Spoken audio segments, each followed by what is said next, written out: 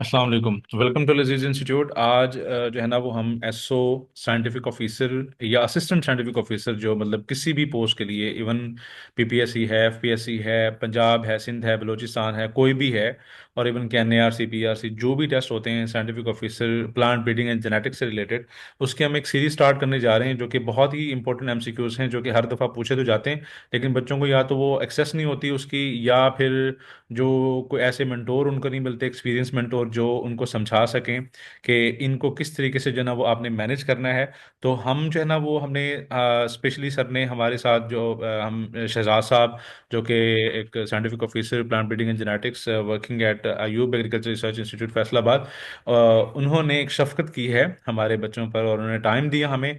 तो आज जो है ना वो क्लास लेंगे और ये डिस्कस करेंगे तकरीबन और इसके साथ साथ जो है ना वो हमारे पास सेकंड सेगमेंट में जो है ना वो हमारे पास होंगे हमजा साहब जो कि assistant director Punjab seed corporation हैं, टॉपर ऑफ पीपीएससी पंजाब। तो मैं thank you so much sir, both of you. और अब मैं over to you sir Shahzad साहब, प्लीज़।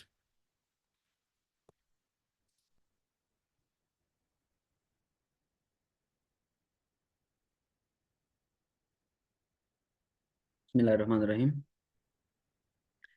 थैंक यू रसान साहब। और सबका शुक्रिया। Are you listening me? आवाज़ क्लियर आ रही है? चलें, लेट्स स्टार्ट। तो इस सीरीज में हमने ना तकरीबन 1000 से प्लस जो एमसीक्यूज हैं वो इंशाल्लाह आपको पढ़ाने हैं या आप इसके साथ डिस्कस करने हैं। तो स्टार्ट करते हैं। पहला इसका लेक्चर हुआ था, एक शॉर्ट सा इंट्रोडक्टरी लेक्चर। उसमें हमने कुछ चीज़ों को डिस्कस किया था। यह कोशिश करते हैं कि इस सेशन में हम मैक्सिमम जितने भी एमसीक्यूज पढ़ सकें। और बेसिकली इनका पर्पज़ यही है कि आप इनको डिफरेंट एंगल से जो एमसीक्यूज हैं या कॉन्सेप्ट्स हैं डिफरेंट टॉपिक्स के रिलेटेड, वो आप अच्छे तरीके से उनको मेमोराइज कर सकें।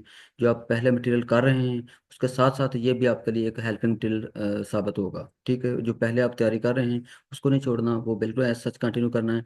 प्लस एडिशनली ये जो चीज़ें इसमें हम डिस्कस करने जा रहे हैं ये भी आपके लिए फ़ायदेमंद होंगी।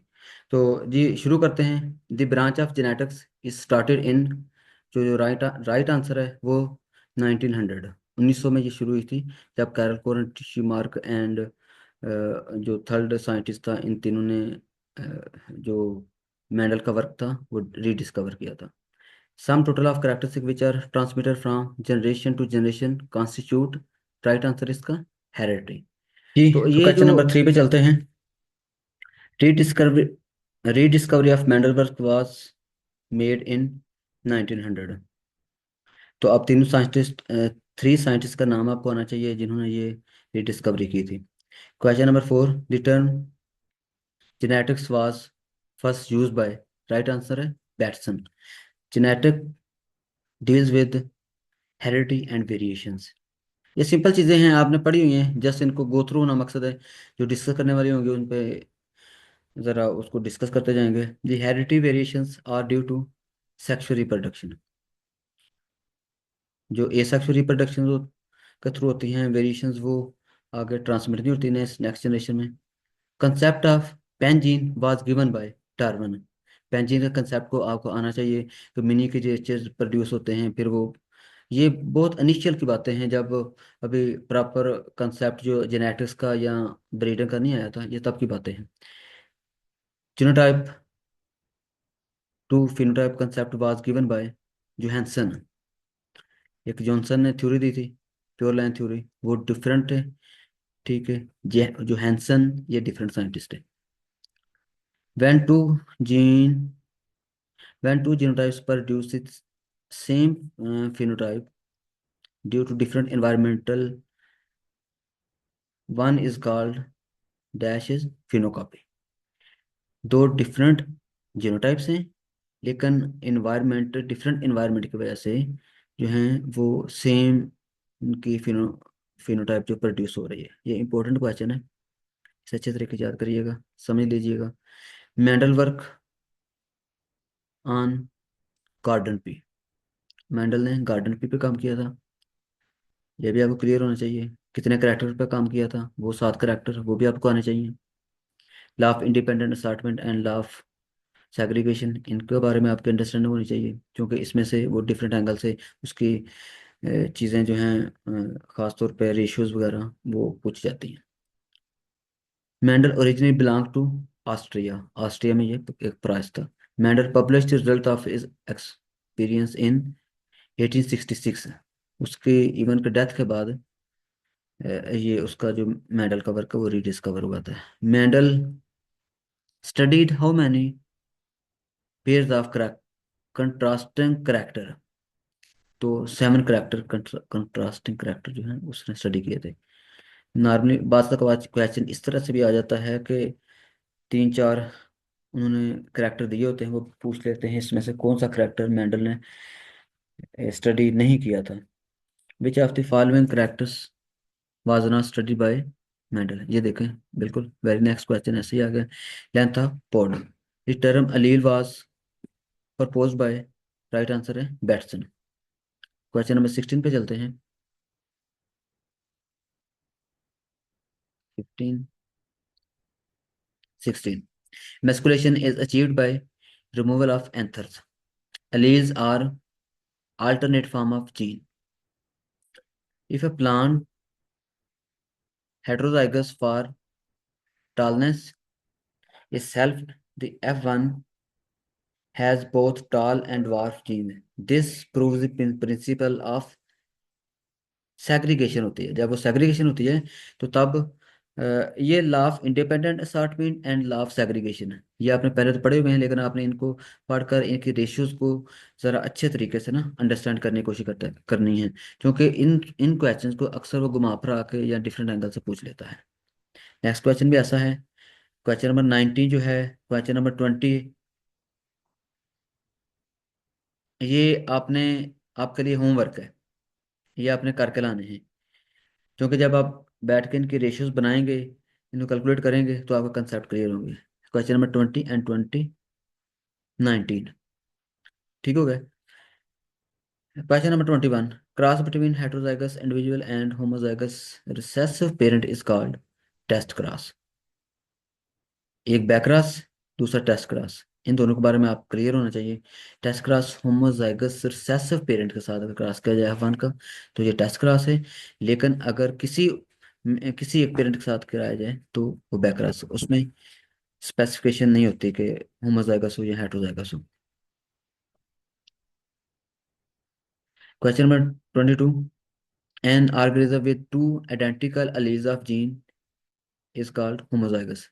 एक क्वेश्चन आता है हेमिजाइगस, वो आगे आ जाता है, डिस्कस कर लेते हैं। हेमिजाइगस में ये होता है कि वो तमाम जो जीन्स उस पे दोनों अलील्स के जीन्स जो तो वो आइडेंटिकल नहीं होते, सिमिलर नहीं होते, बल्कि कहीं कहीं उसमें मिसमैचिंग भी होती है, उसे हेमिजाइगस कर सकते हैं, जैसे जैसे XY है।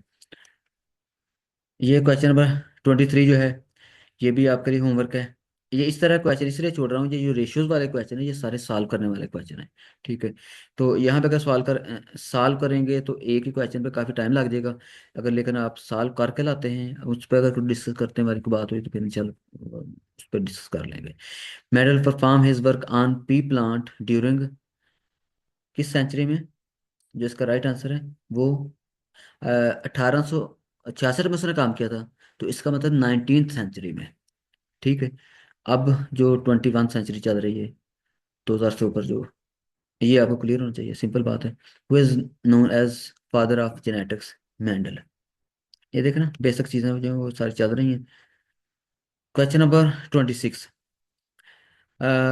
ये भी जो एपिस्टेटस वाले हैं, जो एक तो अलीलक इंटरेक्शन होता है जिसमें रेशियोज जो मेंडल ने वर्क किया था, एक नॉन अलीलक इंटरेक्शन होता है जिसे एपिस्टेटस कहते हैं। एपिस्टेटस के आगे टाइप्स हैं, डोमिनेंट है, कॉम्प्लीमेंट्री है, ये जिस तरह के, ये जो सारे क्वेश्चन इस तरह के जितने भी क्वेश्चन आएंगे ना, ये आपने एक की बना के उनको इकट्ठा कर लेना, यकजा कर लेना है, तो आपने इकट्ठे उनको कह लें कि सॉल्व करके जो है ना वो लाना है, क्योंकि इनको जब सॉल्व करेंगे फिर आपको कंसेप्ट क्लियर होंगे, और साथ इनको बात का रट्टा भी लगाना पड़ता है इनकी रेशियोज का, इनमें से किसी एक की रेशियो अक्सर क्वेश्चन में पूछ ली जाती है। One complete set of chromosome inherited as a unit from parent is known as genome. इसके अलावा आपको कैरियोटाइप की डेफिनेशन आनी चाहिए। ये सारी चीज़ें आपके जो एमसीक्यूज हम डिस्कस कर रहे हैं कि इसमें जो रेलिवेंट चीज़ें हैं वो भी साथ साथ आपने ना उनको सर्च करते जाना है। The geometrical device that help in visualizing all the possible combination of male and female gametes is known as Punnett square। उसने डिफरेंट gametes के combination को स्टडी किया था। the addition in which of only one allele of pair is present condition, ये लफ्ज़ थोड़ा readable नहीं था, in which only one allele of the pair is present is called हेमिजाइगस। फिर नेक्स्ट जो क्वेश्चन है 30 क्वेश्चन, 30th और 31 क्वेश्चन, ये अपने साल करके लाने हैं। Which is back cross in monohybrid cross, तो उसमें 1:1 रेशियो आएगी। Which term represent pair of contrasting character is called allelomorphic. अगर कंट्रास्टिंग करेक्टर होंगे तो वो एलिलोमॉर्फिक कराएगा। इन मोनो हाइब्रिड क्रॉस की F one phenotypic ratio is 3:1। Law of segregation में जो सिंगल करेक्टर जब स्टडी करते थे तो 3:1 रेशियो आती है। The term heterogeneous represents, sorry, heterosis, थोड़ा सा रीडेबल प्रॉब्लम आ रही है इसमें, ये आपने लफ्ज देख लेना जरा। The term heterosis represent hybrid vigour. इसके साथ ही साथ एक टर्म होती है इनब्रीडिंग डिप्रेशन। कंटिन्यूसली जब क्रॉस पोलिनेटर क्रॉप्स या प्लांट्स को सेल्फिंग करते जाएं तो उनमें हाइब्रिड विकर खत्म होती जाती है, इसे इनब्रीडिंग डिप्रेशन कहते हैं।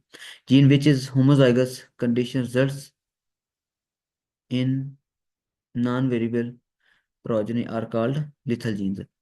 होमोजाइगस हो जाए और सेसो हो जाए, वो जिस कंडीशन जिस ऑर्गेनिज्म जाएगा, अगर वो ऑर्गेनिज्म किल हो जाता है, मर जाता है, तो इसे लिथल जीन कहते हैं। Which is called a pleiotropic gene, gene that controls more than one character. Pleiotropic genes ऐसा जीन होता है जो एक से ज्यादा करेक्टर्स को कंट्रोल करता है। ये भी आपको इसमें बहुत क्लियर होना चाहिए। The genotype of dominant parent is determined by crossing it with the hybrid. This cross is called test cross.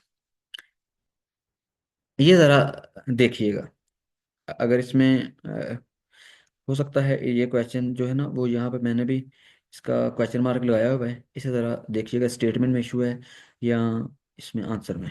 क्योंकि टेस्ट क्रास से होमोजाइगस रिसेसिव के साथ करवाया जाता है, जबकि जो बैकरा से एनी ऑफ द पेरेंट्स के साथ जो है ना F1 को क्रॉस करवाया जाता है। नेक्स्ट क्वेश्चन पे चलते हैं। 39 allosomes are sex determination chromosomes, sorry, allosomes है कोई, allosomes are sex determinant chromosomes, और ऑटोसोम्स होते हैं वो अदर देन सेक्स क्रोमोसोम्स जो होते हैं, वो जैसे इंसान है उसमें एक पेयर जो होगा वो एलोसोम्स का होगा, और बाकी जो 22 पेयर ऑफ क्रोमोसोम होंगे वो ऑटोसोम्स होंगे। F1 generation represents first filial generation. Independent assortment of genes occurs due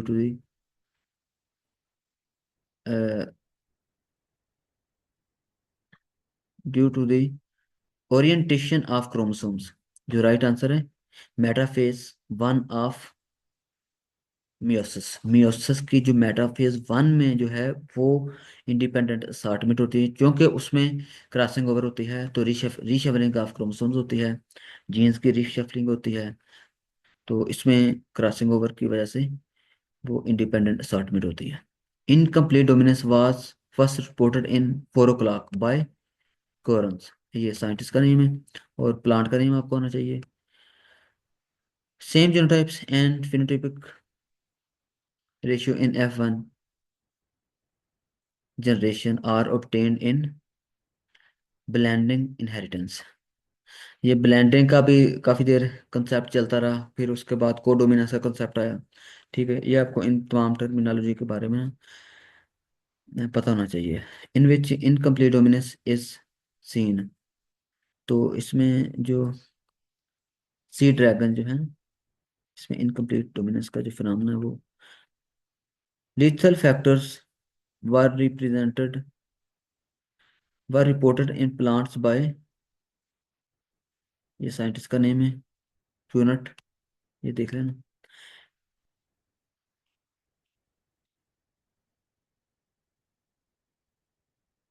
question number 46 ये आपने पढ़ लेना है। क्वेश्चन नंबर 47 पे चलते हैं। Gene is interaction in which either of dominant gene is enough to give rise to same phenotype effect is called duplicate gene। Duplicate gene, दो different gene होते हैं लेकिन वो सेम इफेक्ट को जब जो डोमिनेंस में आ जाते हैं तो ये जो फिनोमेना है ना, ये मैं आपको अलीलिक इंटरेक्शन की बात कर रहा हूँ। इसके अलावा जो नॉन अलीलिक इंटरेक्शन है उसमें जो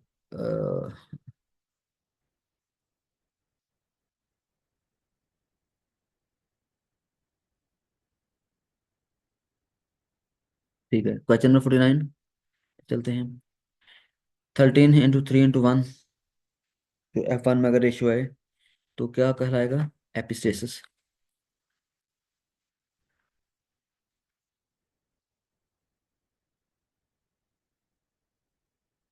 ये क्वेश्चन नंबर ये 50 है।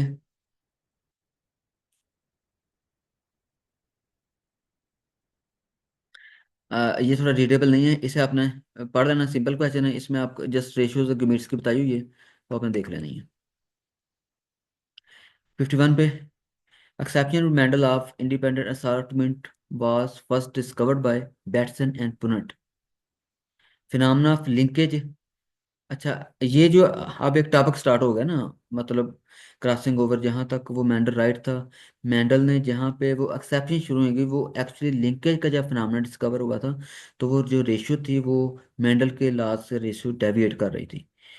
तो बैट्सन पुनः जब स्वीट पी पे वर्क कर रहे थे तो वो जो रेशियो उसने बताई थी मेंडल ने उसके अकॉर्डिंगली नहीं आ रही थी।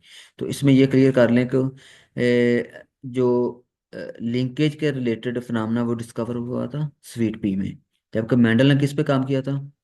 गार्डन पी पे। Two linked genes A and B are 20% recombinant. The individual of dihybrid cross between plus plus, मतलब उसको क्रॉस करेंगे small A small B, two character इधर हैं टू करैक्टर उस तरफ हैं, तो उसमें जो रिकम्बिनेंट है वो 20% है। तो हमें ये पता गमीट्स जब बनते हैं तो रिकम्बिनेंट हाफ, उसके हाफ गमीट्स बनते हैं, और जो लिंक्ड हैं उनके भी हाफ हाफ गमीट्स बनते हैं। उसमें 80% लिंकेज है, 20% रिकम्बिनेशन है। 80% जो है वो उसके भी हाफ कमिट बनेंगे 40-40%, और जो 20% रिकम्बिनेंट है ना उसके भी जब हाफ कमिट बनेंगे तो वो 10% हो जाएगा। तो जो राइट आंसर होगा 40, जो प्लस के निशान के साथ ये डिनोट कर रहे हैं करेक्टर को, और 40% ए भी है, जबकि 10% जो रिकम्बिनेंट बन गया है जो अपने पेरेंट्स से हट के बन रहा है, और 10% जो है वो रिकम्बिनेंट सेकंड करेक्टर के साथ जो बना रहा है। तो जो राइट आंसर है वो सी है। Coupling and repulsion phenomena are concerned linkage. शुरू में जब अभी इनके बारे में कंप्लीटली अंडरस्टैंड नहीं थी तो डिफरेंट इनके नाम दिए जाते रहे। लिंकेज, लिंकेज ग्रुप की भी बात आएगी। The theory of linkage arrangement, sorry linear arrangement of genes chromosome was formulated by Sturtevant, जिसका प्रोनाउंसिएशन चेक कर लीजिएगा। ऐसे ही क्वेश्चन नंबर 56 जो है और 57 ये सॉल्व करने वाले हैं, थोड़ा सा इनको सोच विचार के साथ ना, आपको नोटबुक पे इनके कम्बिनेशन बनाने पड़ेंगे, इनको ज़रा करके लाइएगा। जैसे ये सारे एक ही पैटर्न पे हैं, अगर सबको आप इकट्ठा एक दफ़ा कर लेंगे ना तो होपफुली जो इस तरह के जितने भी क्वेश्चन हैं लॉन्ग स्टेटमेंट के, इंशाल्लाह आप उनको पेपर में सॉल्व कर सकेंगे। If 2n is equal to 20 in a plant, then how many linkage group are present in this? Linkage groups means n gametic number of chromosomes। ठीक है, तो 2n अगर 20 है तो gametic number 1n, is equal to 10, तो इसमें linkage group जो हैं वो 10 हो गए। Somatic crossing over was discover in Drosophila bye Morgan morgue sorry, इसका जो राइट आंसर स्टर्न। स्टर्न इस पे जो क्रॉसिंग ओवर इन, साथ मैंने मॉर्गन का भी लिखा है। मॉर्गन ने ड्रोसोफिला पे काफी काम किया था, लेकिन उसने इसमें लिंकेज डिस्कवर की थी। ये आपने क्लियर रखना है। यहाँ चीज़ें ना, स्टर्न ने जब ड्रासोफिला पे काम किया था तो उसने सोमैटिक सेल्स की जो क्रॉसिंग ओवर है ये डिस्कवर की थी। ड्रासोफिला पे काम करते हुए मॉर्गन ने लिंकेज डिस्कवर किया था। आगे एक और क्वेश्चन भी आएगा, उस पर जाकर इसको दोबारा लिंक करते हैं। अ, ये साइंटिस्ट का नेम है पॉन्ट। ये प्रोनाउंसिएशन इसकी मींस प्रॉपर विजिबल नहीं है। ऑब्जर्व नॉन जर्मिनल कवर इन।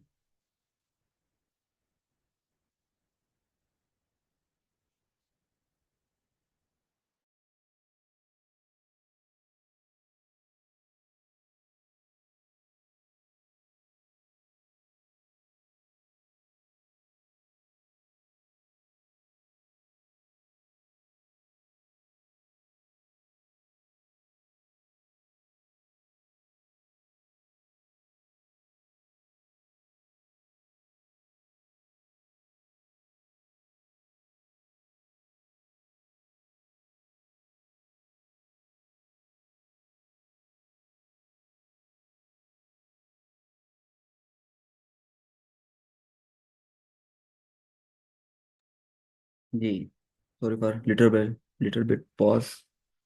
Question number 60।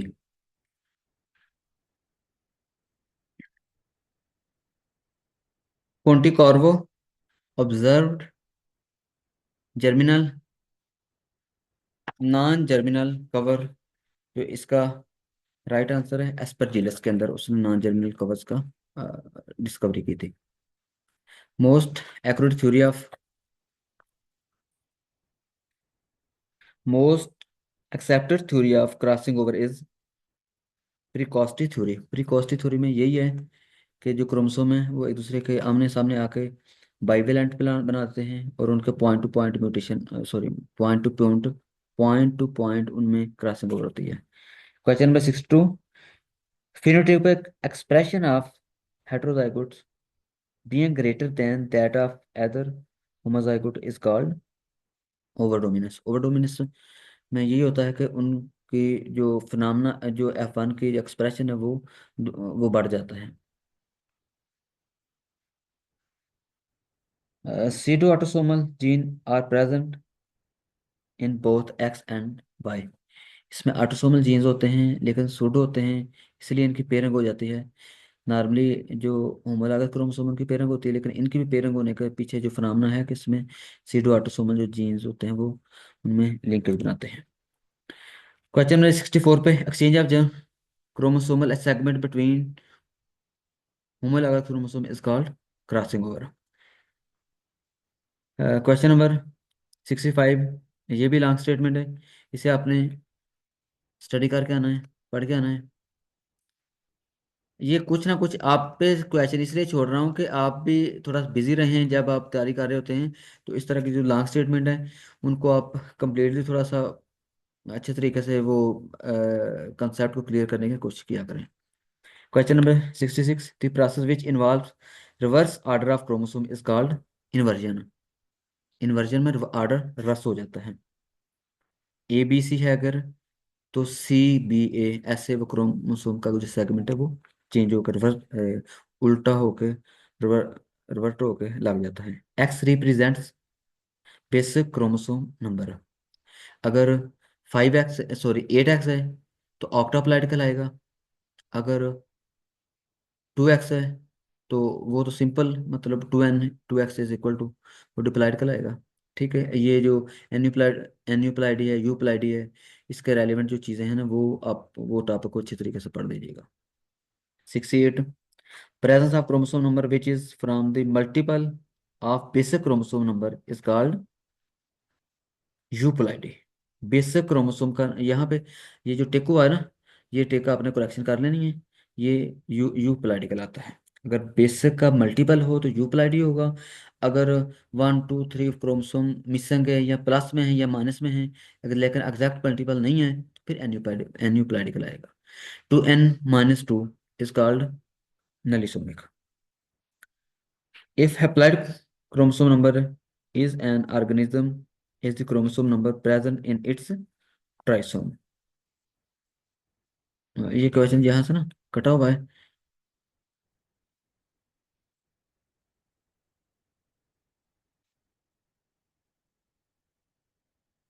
एक्चुअली यहाँ पे उन्होंने हेप्लाइड जो क्रोमोसोम है उसकी तादाद प्रॉपर मेंशन नहीं की।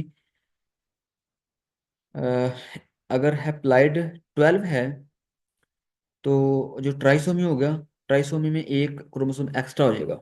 ठीक है। तो उसके एक्चुअल ऑर्गेनिज्म के तो 24 होंगे, लेकिन अगर 25 हो गए तो इट मीन्स ये ट्राइसोमिक कंडीशन में है। तो ये नेक्स्ट क्वेश्चन नंबर 71 जो है, ये भी वो रेशियोज हैं, वो पढ़ लेना आप। Question number 72, reduction in size of vegetative and floral is called haploid. ये जो चूंकि क्वेश्चन कटे हुए हैं, ये आपने जाइगेंटिज्म हेप्लाइड की आपको डेफिनेशन आती है तो आपने जस्ट इनको सिंपल जो है वो अंडरस्टैंड कर लेना है। Gigantism is mostly found in ऑटोपोलिप्लाइड। ऑटोपोलिप्लाइड में जीन जब ज़्यादा सेचुरेशन हो जाती है बाद का, तो उसका एक्सप्रेशन बहुत ज़्यादा बढ़ जाता है। जाइगेंटिज्म में वो अज़ा या कोई चीज़ अपनी रूटीन से बहुत ज़्यादा बड़ी हो जाती है। अगर आर्टिफिशियली हम पोलिप्लाइडी करना चाहते हैं तो किस केमिकल को यूज़ करेंगे? जो राइट आंसर है इसका colchicine.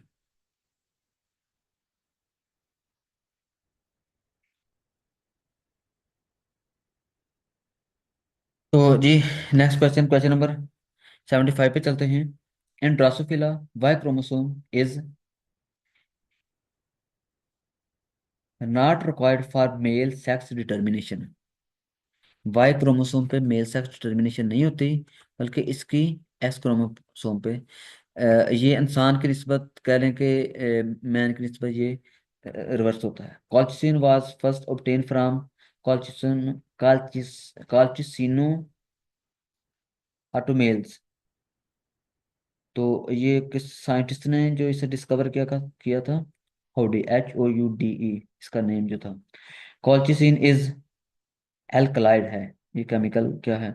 Nature natural autopolyploidy is found in grapes, खजूरों के अंदर। मतलब डिफरेंट चीज़ें हैं, लेकिन जो ऑप्शन में होंगी वो आप उसे क्लिक करिएगा। ये यहाँ पे ना विजिबल नहीं है। हम कोशिश करेंगे आपको जो इसकी इससे बेटर कॉपी है ना वो शेयर कर पाए। ये क्वेश्चन जो इस वाले पेज पे वो थोड़े ब्लर आ रहे हैं। ये शान साहब आपको शेयर कर देंगे, आप इस बारे में वरी ना हो। अ, जो इसके जो क्वेश्चन है वो आपको शेयर कर दीजिए।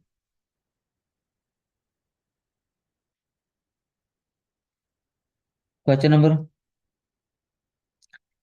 79 79, one of the following statement is most appropriate. ये भी लास्ट स्टेटमेंट है, इसे आप ध्यान से पढ़िएगा। इसका जो करेक्ट आंसर है वह essential for male sex determination and fertility. Question number 80, I think ये यहाँ पे ना ज़्यादा इसकी विजिबिलिटी नहीं आ रही इस पेज की। ये पेज ना इंशाल्लाह किसी नेक्स्ट वीडियो में दोबारा से इसे पढ़ लेंगे। आप क्वेश्चन नंबर 97 पे आ जाएं,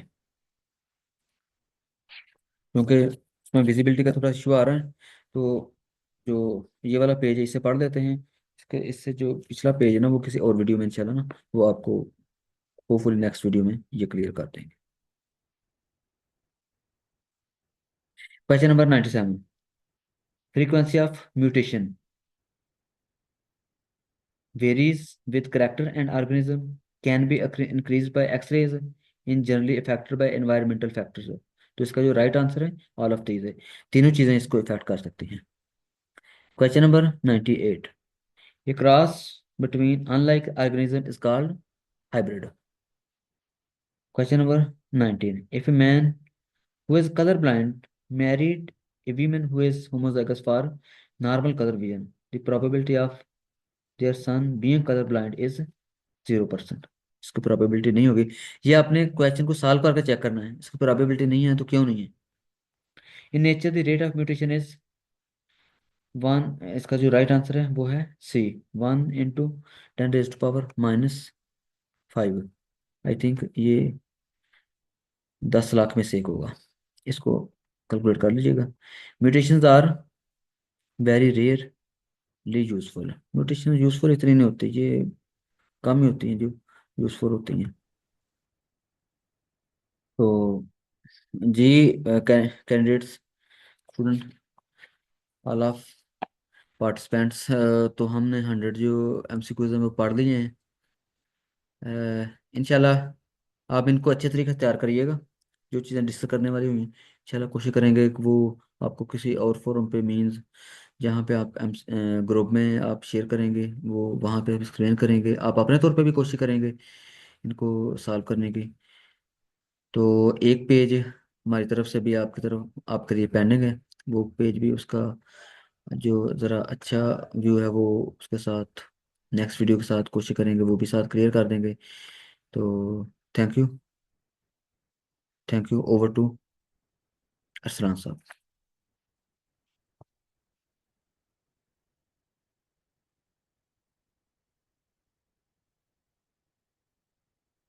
जी सर, बहुत शुक्रिया। आपने जो है ना वो 100 MCQs को जो है ना वो डिस्कस किया। तो ये जैसे आप कह रहे थे कि मतलब स्टूडेंट्स भी कुछ है पार्टिसिपेट करें, ऑब्वियसली स्टूडेंट्स जब तक नहीं पढ़ेंगे तो वो पॉसिबल नहीं होगा उनके लिए ये चीज़ें करना। और दूसरा ये कि हम कोशिश करेंगे कि इसकी जो है ना वो हम एक फाइल बनाएंगे, बहुत ही अच्छी मतलब कोशिश कर रहे हैं हम। तो आपको जो है ना वो अवेलेबल होगी ऐप पर हमारी। तो इंशाल्लाह मिलते हैं फिर नेक्स्ट सीरीज़ में, नेक्स्ट क्लास में, जिसमें हम 100 से आगे जो है ना वो डिस्कस करेंगे। आज के लिए इजाज़त दें। Thank you so much. अल्लाह हाफिज़।